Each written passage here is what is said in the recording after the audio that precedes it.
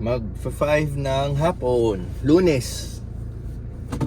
Papunta po tayo sa bahay ng parents-in-law ko kasi po since kahapon nandun po si Teens at si Pixar, doon po sila nag-overnight. And tomorrow pa sila babalik sa bahay. Doon pa rin sila mag-overnight today. Doon pa rin sila mag-i-stay today. So ako, pupunta ako doon para makasama sila mag-dinner, no? And then babalik din ako sa bahay. Dahil tomorrow, baka may mga task na tayong gawin para sa ating mga negosyo, 'di ba? Today, wala talagang ginawa. Nagpahinga lang ako sa bahay, nag-workout, and then yun, bahay lang maghapon until now. Lalabas ako now para pumunta ron. So sometimes may mga ganitong araw kami at sinasamantala namin para makapag-recharge, no? Kasi itong mga darating na araw na naman, yan, alam mo naman, pukpukan na naman tayo sa trabaho. Even si Teens, I'm sure nagpapahinga yun sa kabila. Todo pahinga lang yun at para lahat kami makabawi kami, maka-recharge para ready ulit kami sa mga susunod na So yun, drive muna tayo papunta ron. Okay, ito ang lagay ng ating kalye ngayon. Nagsisimula ng mag-build up ang traffic kasi magra-rush hour na, no? Mag-uuwian na yung mga eskwela, mga nag-opisina. So yan, nasa tayo, Las Piñas, Friendship Road, no? So all the way tayo Friendship Road tayo hanggang Alabang. So yan nga yung lagay natin ngayon. Ma-traffic at the whole day, no? Umuulan, umaaraw, umuulan, umaaraw. So ingat-ingat lang tayo, no? Para makaiwas tayo sa sakit. Ayun, medyo nata-traffic na tayo papunta ron, no? So paano ba? Kwentuhan muna tayo. May news pala today na finally after 2.5 months, ayan, according sa news pero totoo naman, after 2.5 months na weekly nagtataas ang price ng gas natin, gas or diesel, merong price decrease naman tomorrow. So yung rollback is a grand total of 20 to 50 cents daw. Di ba? Ang galing, no? Sinasabi nga nila, di ba, wala tayong magagawa kasi ang Pilipinas, umu-order lang tayo ng ng gas and diesel sa mga iba't ibang bansa na nagpo-produce ng ganon, no? Kasi yun lang naman kaya natin bumili ng imported dahil wala naman tayo ng sarili natin. So pag wala tayong control, no, pag nagtataas o bumababa ang presyo. Pero minsan mapapaisip ka, parang nakakaloko, no? 2.5 months na nagtataas, and yung taas niya usually piso, 2 pesos, meron nga as high as 3 to 4 pesos, 'di ba? Pag mga ganon, sasabihin nila big time price increase. Pero ngayon yung rollback, 'di ba? Talagang sasabihin nila may rollback tayo ngayon, pero 20 to 50 cents. Ewan ko kung, lalo na kung jeepney driver ka na nagpapagas ka ng tingi-tingi, mararamdaman mo ba yun, di ba? So kahit nga full tank mo magkano lang yun, di ba? Hindi tulad ng mga piso, 2 piso. So minsan mapapaisip ka parang pinaglalaroan lang nila yung presyo, no?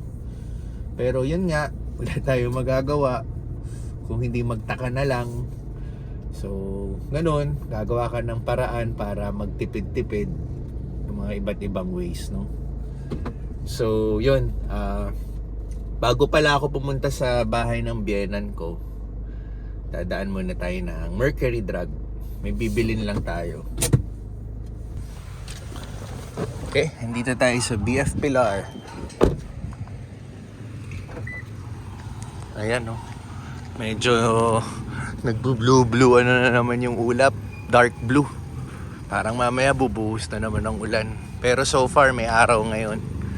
So dito punta natin sa Mercury Drug. Bibili lang ako ng katingko.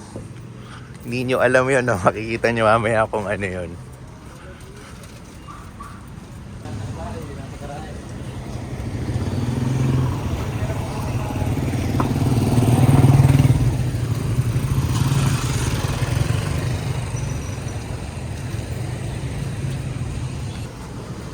Dito, katingko. Ito lang banda yun. Oops. Ito pala ang kailangan natin, katingko.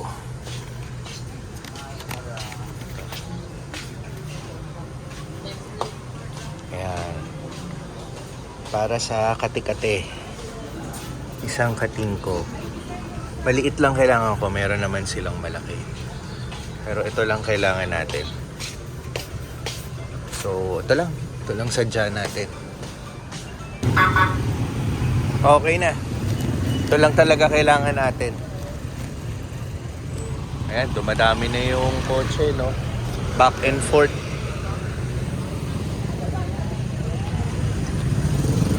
Okay.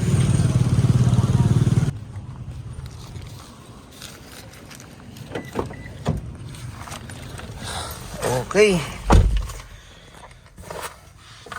Yun. Kaya ako bumili nito kasi meron akong dito ba sa banda ko, kati-kati. Makati. Ang kati na parang nagaano na siya, yung hugis parang kinagat na ng lamok. Hindi ko alam kung nasurot tayo o ewan eh. Pero ito siya. Yan.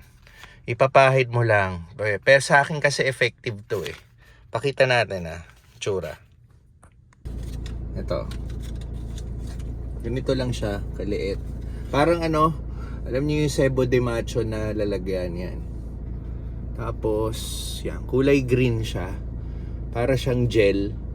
Pwedeng pagkukuha ka pag may mga kati-kati ka dito sa balat o pahid mo lang. So, sa akin effective nawawala yung kate, tsaka yung potential pwede maging sugat kasi di ba pag nangate, kakasugat. So, bumili tayo. 35 pesos nga pala. O, diba? Nag-promote pa tayo. Ayun. So, okay. Punta na ulit tayo doon. Okay. Approaching Daang Hari na tayo, no? Ito na yung katapusan ng Las Piñas Friendship Road.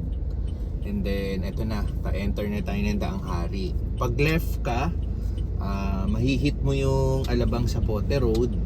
Pero tayo, magra-right tayo. Dito naman sa right, dito yung papuntang Cavite. Pero syempre, hindi naman tayo aabot doon. May gate lang dito, papasok ng village. So, yun. Lagi nyo naman nakikita to sa vlog ko. Dito tayo dumadaan. Again, sa right side natin yung Landers, membership shopping, para rin siyang SNR, no? Competitor siya ng SNR.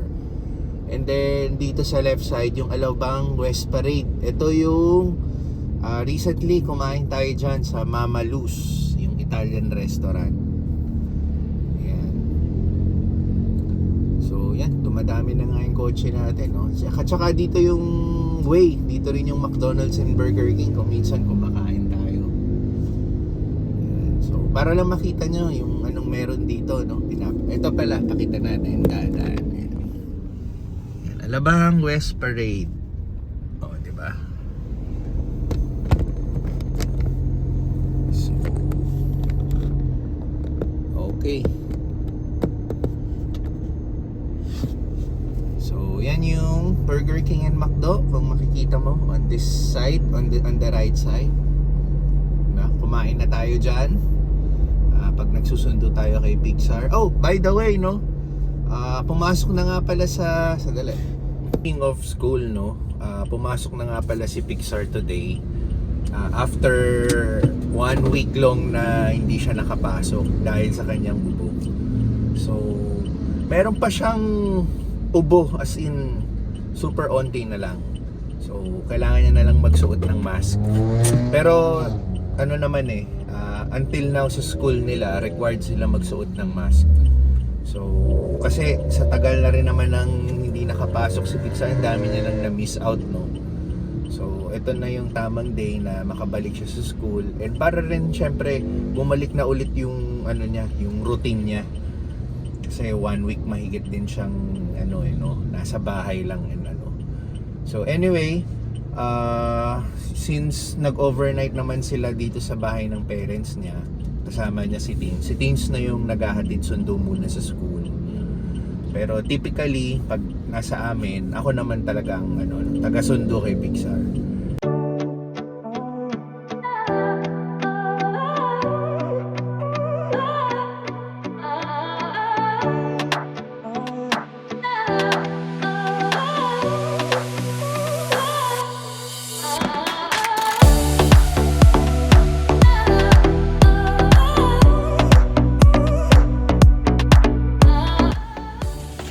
So, nandito na tayo and umaambon-ambon na. So, pasok muna tayo, no? Makipag-banding muna tayo sa kanila.